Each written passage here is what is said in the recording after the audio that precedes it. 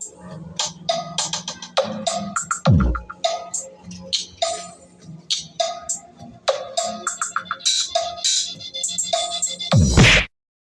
yun, shoutout nga pala sa inyo mga kaikaw. Ito na nga pala yung order nating speaker. Idol, ano to idol ha? Tusunra to. Ayan, 801. Ayan idol, base to mga lodi. Nice. So umorder nga tayo ng dalawang mga lodi. Lalagay natin to sa DIY setup natin mga idol.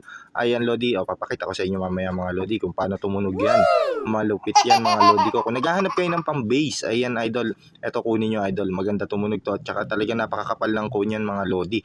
Ayan, hindi basta-basta bibigay yan kahit gaano kalakas ang gawin nyo dyan, kahit itodo nyo pa speaker nyo dyan, yung volume nyo. Ayan nga pala yung Tusunra mga lodi ko. Ayan, o, testing natin para marinig nyo.